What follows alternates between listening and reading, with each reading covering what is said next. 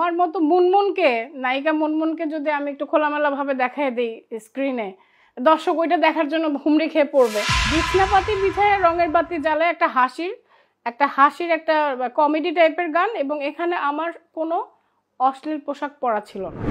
আপনি সর্বশেষ মুভি করেছেন রাগী 2017 সালে খলনায়িকা হিসেবে।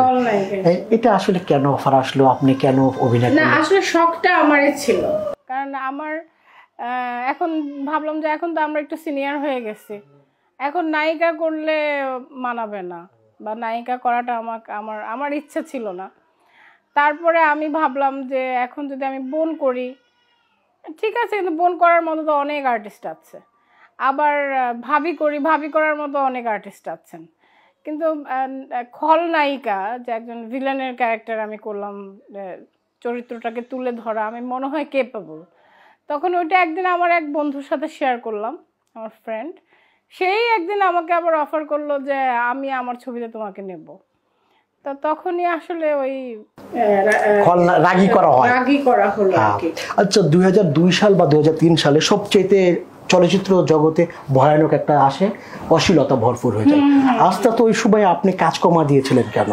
কাজ বন্ধ করে দিয়েছিলাম আমি, 2003 সালে ফিল্ম ছেড়ে চলে গিয়েছিলাম, কারণ তখন যে একটা চক্র কাজ করছিল আমাদের চলচ্চিত্রে, এই চক্রটা কি করতো, এরা কিছু মেয়েদের পালতো। দেখা যেত যে তাদের সাথে 4-5টা মেয়ে এক্সট্রা ভাবে আছে, জিজ্ঞেস করলে বলে ফাইটের জন্য আনছি, আপনার ফাইটের ডামি শট দেওয়ার জন্য আনছি। তো তখন আসলে বিষয়টা আমি তেমন বুঝি নাই। একদিন আমার একটা সিকোয়েন্স ছিল ডিপজল ভাইয়ের সাথে, তো তখন ডিপজল ভাই সাথে আমি শটটা দিলাম, দেওয়ার পর আমি যখন মেকআপ রুমে রেস্টে গেলাম, তখন আমাকে মেকআপের অ্যাসিস্ট্যান্ট বলছে যে আপা আপনি কি জানেন এখানে একটা মেয়ে আসছে আপনার শট দেওয়ার জন্য। তখন ও বিষয়টা আমি অতটা এইভাবে নিয়ে নেব না, আমার ফাইটের ডামি শট হয়তো বা ওকে দিয়ে দেওয়া হবে। তো বললো যে না, ওকে আপনার ড্রেস পরে খারাপ শট নেবে। তখন তো আমার মাথাটা পুরো ঘুরে গেল যে দর্শক তো মনে করবে এটা আমি। হ্যাঁ, তো ওই দিন আমি এই খারাপ সিন মানে বা ক্লিপ মানে ওটা কেমন খারাপ ছিল? মানে ধরেন আমাকে ভিলেন এভাবে ধরলো, আমি আমার ক্লোজ আপে আমি রিয়াকশন দিচ্ছি না না না বলছি, কিন্তু ওইখানে দেখা যাচ্ছে যে আমার শার্টটা ছিঁড়ে ফেলছে, কিন্তু ওই শার্ট ছিঁড়ে ফেলার শটটা কিন্তু আমি দেইনি, ওই শটটা ওই মেয়েটাকে দিয়ে দেওয়া হয়েছে। মানে রেপ বা ধর্ষণের সিন আপনি বলতে চাচ্ছেন? এই ধরনের আর কি, যেহেতু আমি লেডি অ্যাকশন ছবিতে কাজ করতাম। হ্যাঁ, এই ধরনের আর কি, যেহেতু আমি লেডি অ্যাকশন ছবিতে কাজ করতাম, তো আমার অহরহ এই ধরনের সিনের মুখোমুখি হতে হতো। হয়তো বা একটা ধস্তাধস্তির সিন, যে সেখানে আমি হয়তো বা জিতে গেলাম, ভিলেনকে লাস্টে আমি মানে পরাজিত করলাম, কিন্তু তার আগে যে একটা ধস্তাধস্তির সিন থাকে, এই সিনটা দেখা গেল যে এই ধরনের মেয়েদেরকে এনে এটা ফাইট ডিরেক্টররা ভালো বলতে পারবে, কারণ ওনাদের সাথে আমি এই ধরনের মেয়েদেরকে দেখেছি। তো যাই হোক, ওই দিন আমি দেখে একটু কনসার্ন হয়ে গেলাম বিষয়টা নিয়ে। এরপর আমার আরেক প্রযোজকের ছবির আমি একটা ডাবিংয়ে গিয়েছিলাম। ডাবিংয়ে যাওয়ার পর আমি ডাবিং করছি, হঠাৎ দেখি একটা ফাইটের সিনের মাঝখানে একটা ওই জায়গাটা কাটা, ওইটাও এরকম একটা ধস্তাধস্তি সিন আমার। আমি ভয়েস দিচ্ছি, আমি কী ব্যাপার, এই জায়গাটা কাটা কেন, এই জায়গাটা নেই কেন, এই সিনটা নেই কেন এখানে। তখন দেখলাম ডিরেক্টর মুচকি হাসি দিয়েছে। তো তখন আমাকে আরেকজন যে আমার পাশে বসা ছিলেন, এফডিসিতে এই ঘটনা, উনি বললেন যে আপু এটা কাট পিস। হ্যাঁ, কাট পিস আসলে কাকে বলা হয় বা কি দর্শক আমি বুঝি, বা দর্শকের বোঝার জন্য একটু ক্লিয়ার করলে ভালো হয়। ক্লিয়ার করে ওই যে বললাম এটাকেই কাট পিস বলে, ওই যে শর্টের মাঝখানে অনেকেই এটা বুঝে না, একমাত্র ডিরেক্টরই এটা বোঝে।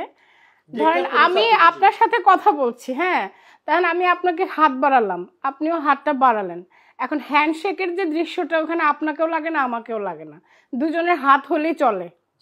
তো ওই হ্যান্ডশেকের দৃশ্যটাতে ধরেন আমি নাই, আচ্ছা আমাকে আপনি শিল্পী হিসেবে পাচ্ছেন না, তো ওই হ্যান্ডশেকের জন্য আরেকটা মেয়েকে এনেও কিন্তু আপনি শটটা নিতে পারেন।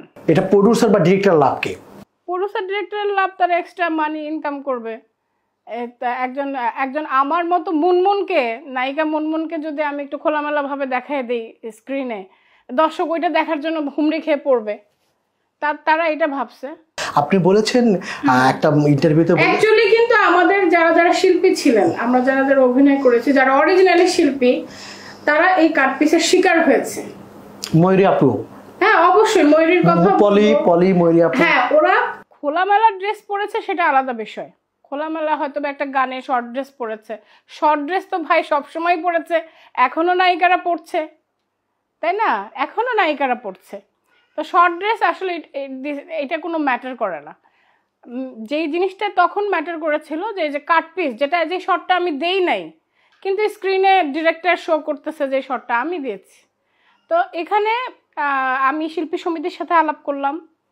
তখন শিল্পী সমিতিতে কলি ভাই ছিল, মেবি মোহাম্মদ কলি ভাই, উনি শিল্পী সমিতির দায়িত্বে ছিলেন। তো উনি আমাকে কোনো পজিটিভ কোনো অ্যান্সার দিলেন না। উনি বললেন যে ভালো না লাগলে তোমার চলে যাওয়াটাই বেটার, কারণ তুমি নদীতে থেকে কুমিরের সাথে যুদ্ধ করে কি করবে। ওভারঅল এখানে যারা এটা পারবে না তারা ফিল্ম ছেড়ে চলে যেতে হবে। আপু আপনাকে অনেক মুভিতে রানী কেন ডাকাত কিংবা মৃত্যুর মুখে অনেক মুভিতে 3/4 বা শর্ট পিস পরতে দেখা গেছে, একদম ছোট ছোট পোশাক। এটা কি আপনি ইচ্ছাকৃত পরতেন না প্রোডিউসার বা ডিরেক্টর ডিমান্ড ছিল? ছোট ছোট পোশাক কিরকম ছোট ছোট সেটা আপনার মানে রান বাড়ি করা বা থাই বার করা, আমরা যেটা তখন কে পরে নাই, কে পরে নাই? সব নায়িকারই তো পড়েছে। এটা আমাকে কেন আলাদা করে আঙ্গুল ইশারা করবেন? না, বেশিরভাগ মুভিতে আপনাকেই দেখা গেছে। না না, আমাকে কেন? আমার ছবির সংখ্যা মোটে 80টার কাছাকাছি। তা আমার সব ছবিতে আপনি আমাকে কোথায় পেলেন? না, ময়ূরী এবং আপনি দুজনেই পার্টনারশিপে কাজ করতেন। কয়েকটা ছবিতে সাইড নায়িকার ক্যারেক্টার করেছে, আমি ক্লিয়ার করে দিই। আমার সাথে কয়েকটা ছবিতে সে সাইড নায়িকার ক্যারেক্টার করেছে। ময়ূরীরটা ময়ূরী হিসাব দেবে, কিন্তু আমার কথা বলছি যে আমার যে আপনি বললেন যে একদম ছোট ড্রেস আমি কখনোই পরি নাই, যেটা সত্যি কথা। আমার যে ড্রেসগুলো আছে, আপনার যদি প্রমাণ থাকে অবশ্যই আমাকে প্রমাণ সহ দেখাবেন যে হ্যাঁ আপু এই যে দেখেন আপনার এই যে একদম ছোট প্যান্ট পরছেন আপনি। অসম্ভব, অ্যাবসার্ড। আপনি একটা ইন্টারভিউতে বলেছেন আপনাদের যে ছোট ছোট পোশাক পরায় যদি রান্না দেখা যায় দর্শক হলে আসবে না। তখন তো সবাই পরতো, এটা সবাই তো পরতো। এক হতো যে কেউ পরে নাই, সবাই বোরকা পরে ক্যামেরার সামনে গেছে আর মুনমুন খালি হাফ প্যান্ট পরে গেছে, তাহলে তো আপনি প্রশ্নটা আমাকে করতে পারেন। এটা তো একেবারে অপ্রাসঙ্গিক একটা প্রশ্ন, কারণ তখন A to Z সব নায়িকারা পড়তো বলে তো আমাকে পড়ানো হয়েছে। হ্যাঁ, অন্য নায়িকারা যদি না পড়তো তাহলে তারা আমাকে বলা হতো না। যেরকম পপির কুলি ছবি যখন রিলিজ হইলো, নায়িকা পপির কুলি ছবি যখন রিলিজ হইলো, তখন তার একটা গান ছিল জানুয়ারি ফেব্রুয়ারি মন চাই প্রেমে পড়ে। ক্যামেরার প্রথম তার আবির্ভাবটা কি একটা টাওয়েল পরে, রাইট? টাওয়েল পরেছিল না একটা। তো এরপরে এই টাওয়েল পরানোর জন্য আমাকে কয়েকটা ছবিতে আমাকে প্রেশারাইজড করা হলো যে টাওয়েল পরতে হবে। কেন? ওই যে ওই ছবিতে পপি পড়ছে তাই আপনারও পড়তে হবে। কিন্তু আমি তখন একদম নতুন, আমি হাঁটি পাপা করে ফিল্মে আসছি, আমি কিন্তু তখন রিফিউজ করে দিয়েছিলাম যে আমি পরবো না।